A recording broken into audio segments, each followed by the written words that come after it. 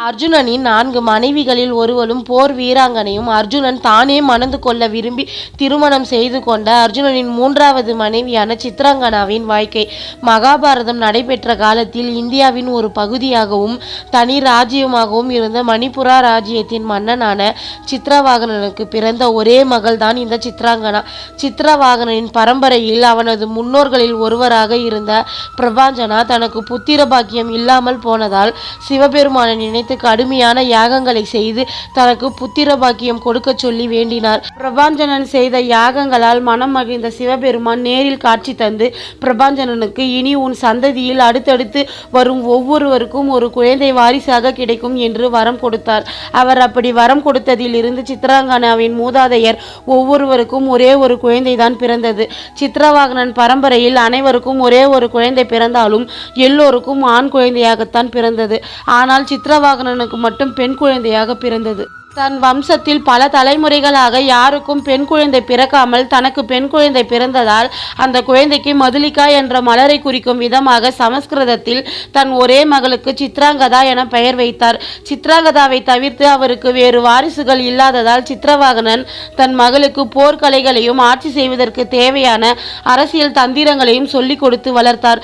அர்ஜுனன் திரௌபதியுடனான திருமண ஒப்பந்தத்தை தவிர்க்க முடியாத நிர்பந்தத்தால் மீறியதால் அதற்கு தண்டனையாக தன் குடும்பத்தை விட்டு விலகி ஒப்பந்தத்தின்படி 12 ஆண்டுகள் யாத்திரை செய்வதற்காக தனியாக சென்று விட்டான். யாத்திரைக்காக பாரத தேசத்தில் உள்ள பல தேசங்களுக்கு சுற்றி திரிந்தான் அர்ஜுனன். யாத்திரையின் ஒரு பகுதியாக மணிப்புரா ராஜ்யத்திற்கு வந்தவன் ஆண் உடை அணிந்து முகத்தை மறைத்து கொண்டு சண்டையிட்டு கொண்டிருந்த சித்ராங்கதாவை ஆண் என்று நினைத்து அவள் சண்டையிடும் விதத்தை பார்த்து சுவாரஸ்யம் வந்து அவளிடம் பேச்சு கொடுக்கும்போது அது ஆண் அல்ல ஒரு பெண் என தெரிந்ததும் ஒரு பெண்ணாக இருந்தும் பல ஆண்களை எதிர்த்து சண்டையிட்ட அவள் வீரத்தையும் தைரியத்தையும் நினைத்து அவள் மீது ஈர்ப்பு கொண்டு சித்ராங்கதாவை தன்னை திருமணம் செய்து கொள்ளுமாறு கேட்டான் அர்ஜுனன். அதற்கு சித்ராங்கதா தன் தந்தையிடம் அனுமதி கேட்க சொல்லவே மணிப்புராவின் மன்னனான சித்ரவாகனனை சந்தித்து சித்ராங்கதாவை தனக்கு திருமணம் செய்து வைக்க சொல்லி அவரது சம்மதம் கேட்டான் அர்ஜுனன். அதற்கு சித்ரவாகனன் பிரபாஞ்சனன் சிவனிடம் பெற்ற வரத்தை பற்றியும் தன் வம்சத்தில் ஒரு குழந்தைதான் பிறக்கும் என்பதையும் சித்ராங்கதாவிற்கும் ஒரே குழந்தைதான் பிறக்கும் என்று சொல்லி சித்ராங்கதா எனக்கு இருக்கும் ஒரே மகள் என்பதால் அவளுக்கு பிறக்க போகும் குழந்தைதான் என் ராஜ்யத்தின் அடுத்த அரசனாக இருக்க முடியும். இந்த திருமணத்திற்கு நான் சம்மதித்தால் என் மகள் சித்ராங்கதாவிற்கு பிறக்க போகும் குழந்தையின் மீது உனக்கு இருக்கும் உரிமையை நீ விட்டு கொடுக்க வேண்டும். இந்த ராஜ்யத்தின் வம்சமாகத்தான் அந்த குழந்தை இருக்க வேண்டும் என்று நிபந்தனை போட்டார். அர்ஜுனன் அந்த நிபந்தனைக்கு சம்மதம் தெரிவித்து சித்ராங்கதாவை திருமணம் செய்து கொண்டு 2 வருடம் அவளுடன் சித்ரவாகனனின் அரண்மனையில் வாழ்ந்தான். சித்ராங்கதாவிற்கு குழந்தை பிறந்ததும் அங்கிருந்து கிளம்பிய அர்ஜுனன் சித்ராங்கதாவை தன்னுடன் வர சொல்லி அழைத்தான். ஆனால் சித்ராங்கதா தன் குழந்தைக்கு தாயின் தேவை அதிகமாக இருக்கும் என்பதால் தன் மகனுக்காகவும் தன் தந்தைக்காகவும் அவள் மணிப்புராவில் இருக்க முடிவெடுத்து அர்ஜுனனுடன் செல்லாமல் அதற்கு மறுப்பு தெரிவித்து விட்டாள். அர்ஜுனனும் அவளை கட்டாயப்படுத்தாமல் அங்கிருந்து சென்று விட்டான். குருஷேத்திர போர் முடிந்ததும் யுதிஷ்டிரன் அரசனான பிறகு அஸ்வமேத யாகம் நடத்த ஏற்பாடு செய்து அதற்கு அந்த அஸ்வத்தை பாதுகாக்கும் தளபதியாக அர்ஜுனனை நியமித்தான்.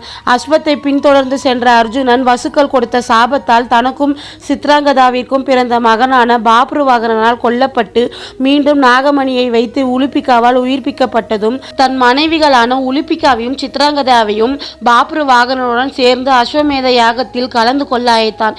யாகம் முடிந்ததும் பாப்ருவாகனன் தன் ராஜ்யமான மணிப்புராவிற்கு திரும்பி சென்று விட்டான். இனி தன் மகனுக்கு தனது தேவை இருக்காது என்பதால் சித்ராங்கதாவும் உலுப்பிகாவும் அர்ஜுனனுடன் மகிழ்ச்சியாக தங்கிவிட்டார்கள். அங்கே சித்ராங்கதா காந்தாரியையும் திருதராஷ்டிரையும் பார்த்ததும் அவர்கள் மீது அன்பும் அவர்களின் அவல நிலையை நினைத்து அவர்கள் மீது பரிதாபமும் கொண்டு காந்தாரி திருதராஷ்டிரன் மற்றும் குந்தி வாழ்வின் இறுதி காலத்தை கழிக்க விரும்பி காட்டிற்கு செல்லும் வரை காந்தாரிக்கும் திருதராஷ்டிரருக்கும் ஒரு பணிப்பெண்ணாக இருந்து பணிவிடை செய்து வந்தாள். அர்ஜுனன் மற்ற பாண்டவ சகோதரர்களுடனும் திரௌபதியுடனும் சேர்ந்து இமயமலைக்கு இறுதி பயணமாக உயிரை விட சென்றதும் சித்ராங்கதா தன் தந்தையின் தேசமான மணிப்புராவிற்கே திரும்பி வந்து விட்டாள். இது போல சுவாரஸ்யமான தகவலை தெரிஞ்சுக்கணும்னு ஆசைப்பட்டீங்கன்னா என்னோட சேனலை சப்ஸ்கிரைப் பண்ணுங்க ஃப்ரெண்ட்ஸ்.